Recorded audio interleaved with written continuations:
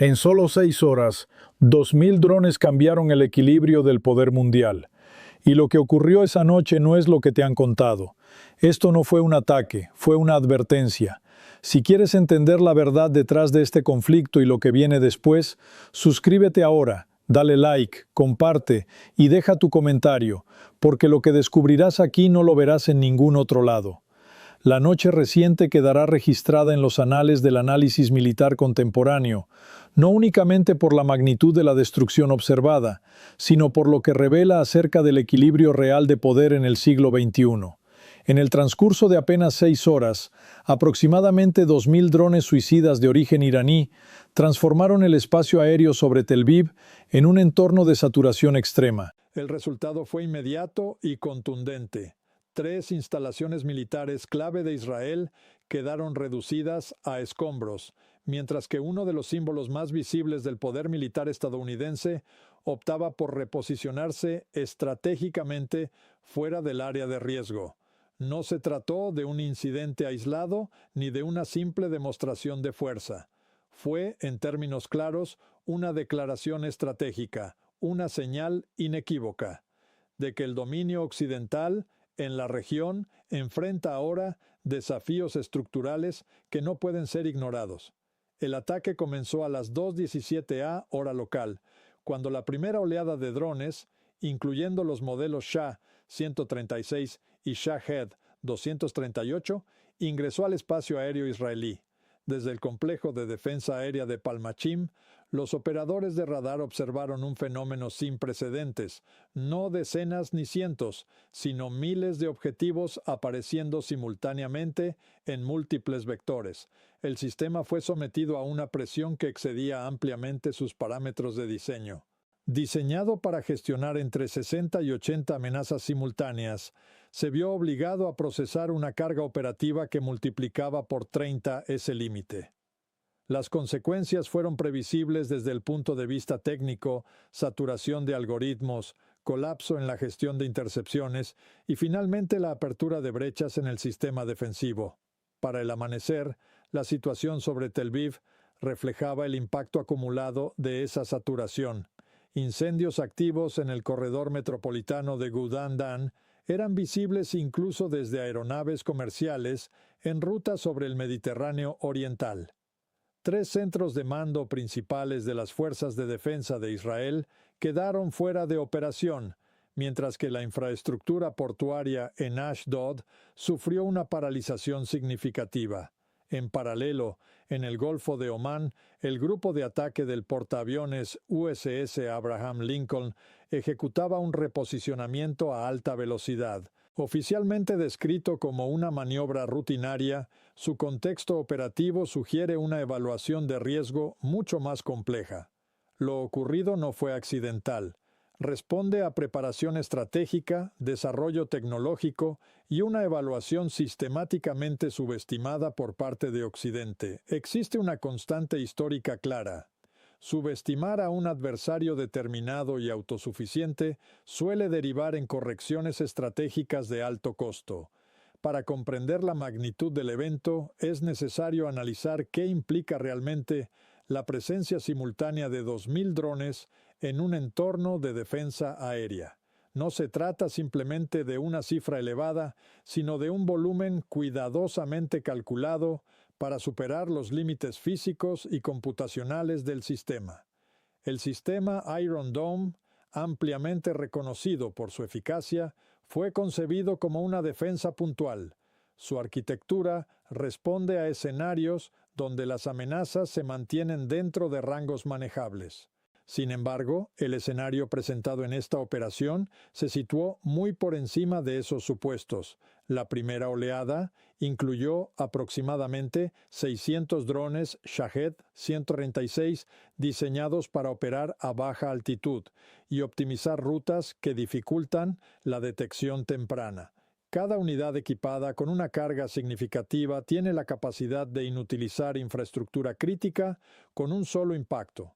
A esta primera fase se sumaron alrededor de 400 unidades del modelo Shah 238, una evolución más rápida y tecnológicamente refinada. Este sistema reduce drásticamente el tiempo de reacción disponible para los operadores defensivos, comprimiendo la ventana de respuesta a menos de 90 segundos. Desde una perspectiva operativa, ese margen resulta insuficiente, no permite validar objetivos, autorizar intercepciones y ejecutar respuestas efectivas de manera sostenida. El resultado es un cuello de botella decisional que favorece al atacante. La segunda oleada, lanzada aproximadamente 40 minutos después, introdujo más de 1,000 plataformas adicionales desde un eje geográfico distinto. Este cambio no fue casual, sino diseñado para explotar vulnerabilidades en los ciclos de recarga y reposición de interceptores.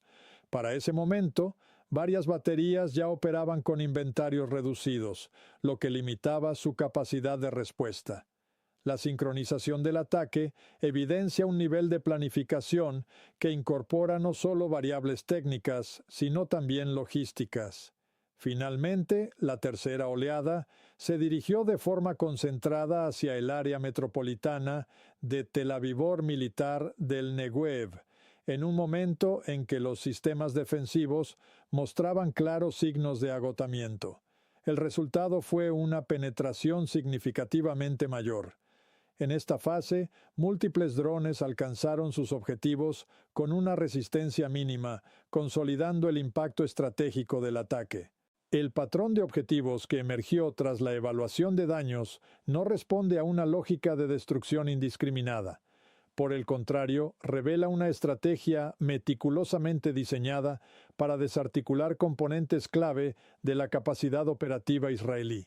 La base aérea de Palmachim, específicamente su instalación de radar, fue impactada en los primeros minutos del ataque. La consecuencia fue inmediata: una degradación significativa de la capacidad de detección de largo alcance en el momento más crítico de la operación. No fue un objetivo simbólico, sino funcional. De forma paralela, el complejo de inteligencia de Hilo, al norte de Tel Aviv, un nodo central para operaciones cibernéticas y de inteligencia militar, sufrió múltiples impactos directos. Sectores relevantes de su infraestructura quedaron fuera de servicio, afectando la coordinación y el flujo de información en tiempo real. Otro punto crítico fue la terminal logística y de combustible del puerto de Ashdod de Neinones. Este enclave esencial para el suministro energético militar recibió al menos 17 impactos confirmados, provocando incendios que se extendieron durante más de 14 horas. La interrupción no solo fue táctica, sino también logística. En el centro de Tel Aviv, el complejo de la Kiria, sede del Estado Mayor y núcleo del mando militar israelí, fue blanco de una oleada concentrada. Aunque los sistemas defensivos lograron interceptar parte de los drones, varios penetraron el perímetro y detonaron dentro del recinto. Este conjunto de acciones evidencia una selección de objetivos basada en funciones estratégicas, sensores, mando, inteligencia y logística. No se trató de generar pánico civil, sino de degradar sistemáticamente la arquitectura militar. Durante años, gran parte del análisis occidental calificó a la familia de drones Shahed como tecnología rudimentaria. Esa percepción, más cómoda que rigurosa, ha quedado expuesta tras los acontecimientos recientes. Lo que se ha desarrollado es una plataforma funcionalmente eficiente, optimizada no por sofisticación excesiva, sino por eficacia operativa y escalabilidad industrial. El modelo base, el SHA-136, responde a una lógica de simplicidad estratégica, estructura ligera, navegación autónoma y capacidad de impacto suficiente para neutralizar objetivos críticos. Su coste estimado de producción entre $20,000 y $50,000 resulta clave para entender su empleo masivo. Frente a ello, cada interceptor Tamir utilizado por el sistema Iron Dome presenta un coste similar o superior. Además, la doctrina operativa israelí suele requerir el lanzamiento de 2 interceptores por objetivo para asegurar la neutralización. El resultado es una simetría económica clara. Por cada dron neutralizado, el coste defensivo puede duplicar o incluso triplicar la inversión ofensiva. En un escenario de 2.000 drones, incluso con tasas de intercepción elevadas, el impacto financiero y logístico es considerable. A esto se suma un factor estructural, la capacidad de reposición. La producción anual de interceptores es limitada, lo que implica que un solo episodio de alta intensidad puede consumir una proporción significativa del inventario disponible. La variante Shahed 238 introduce un elemento adicional en esta ecuación. Su motor a reacción incrementa la velocidad de crucero, reduciendo de manera sustancial el tiempo de reacción de los sistemas defensivos. Este cambio no es menor, transforma la dinámica de intercepción. Además, las mejoras aerodinámicas y de firma reducida complican su detección, particularmente en entornos saturados. En términos prácticos, obliga a los sistemas defensivos a operar bajo presión constante y con menor margen de error. Sin embargo, más allá de la plataforma individual, el elemento verdaderamente disruptivo radica en la arquitectura de mando y control que permitió coordinar miles de unidades de manera simultánea. Gestionar 2.000 sistemas autónomos distribuidos en múltiples vectores y organizados en oleadas temporales requiere un nivel de planificación y desarrollo de software que había sido subestimado en evaluaciones previas. La sincronización observada, especialmente en relación con los ciclos de recarga defensiva, sugiere un conocimiento detallado de las limitaciones operativas del adversario. No es improvisación, es diseño estratégico. Un aspecto particularmente relevante es la independencia respecto al GPS. Durante años, la planificación defensiva occidental asumió que la interferencia de señal sería suficiente para degradar la precisión de estos sistemas. Esa hipótesis no se confirmó en la práctica. La combinación de navegación inercial, seguimiento del terreno mediante altimetría y sistemas de guía terminal permitió mantener niveles de precisión elevados, incluso en entornos de interferencia activa. En términos operativos, esto implica que las contramedidas tradicionales pierden efectividad frente a sistemas diseñados específicamente para operar sin dependencia de señales externas. Este nivel de autonomía tecnológica tiene implicaciones que trascienden el ámbito militar. Refleja un ecosistema industrial capaz de sostener el desarrollo, producción y despliegue de sistemas complejos bajo condiciones de presión externa sostenida. Durante décadas, las sanciones económicas y restricciones tecnológicas buscaron limitar precisamente este tipo de capacidades. Sin embargo, el resultado observable sugiere un efecto inverso: consolidación de una base industrial orientada a la autosuficiencia. Cada componente, desde la estructura hasta los sistemas de guía, es producido internamente. Esto no solo reduce vulnerabilidades externas, sino que permite escalar la producción en función de necesidades estratégicas. Desde una perspectiva analítica, la lección es clara. La presión prolongada no siempre debilita capacidades. En ciertos contextos puede acelerarlas y hacerlas más resilientes.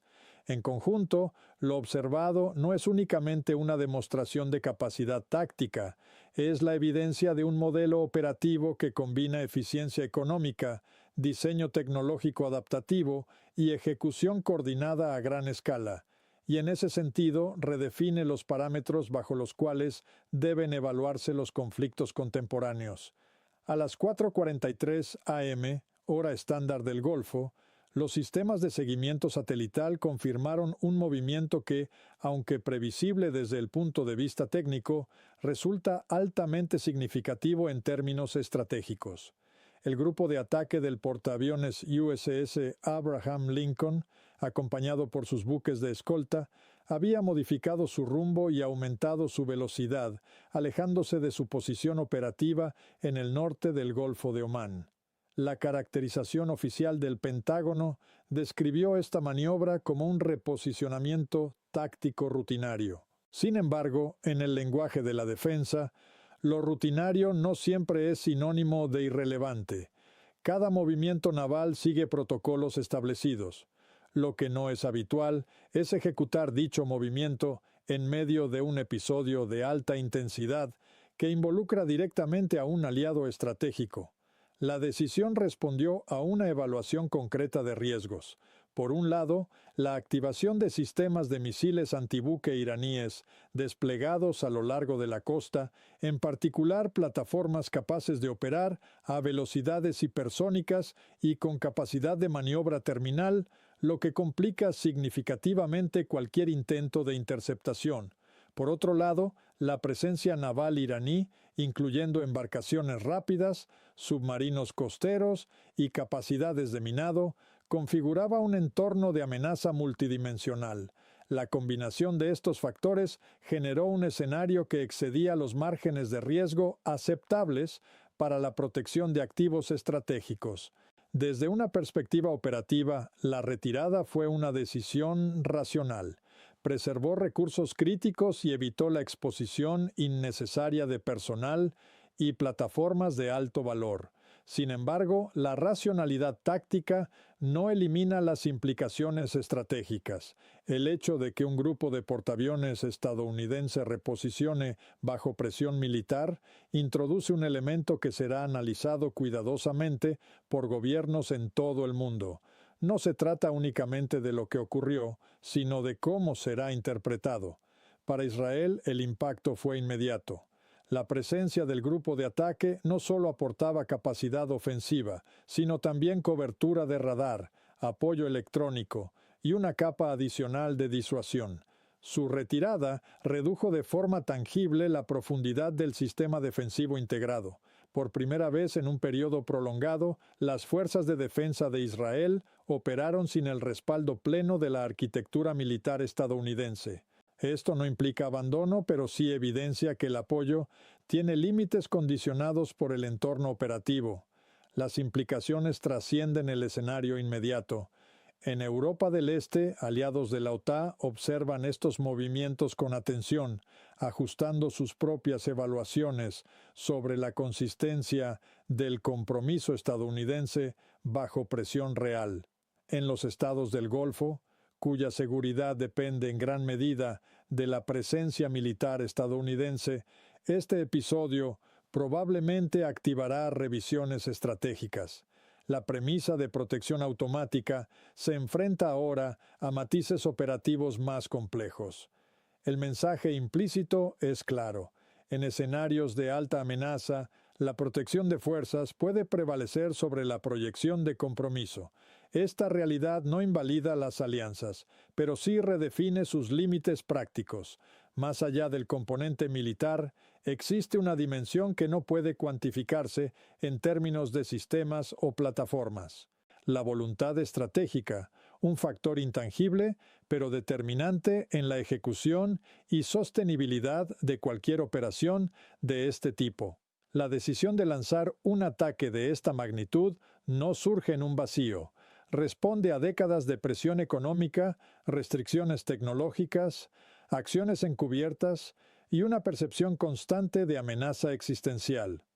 En ese contexto, la operación refleja un cálculo estratégico en el que las alternativas se han reducido progresivamente.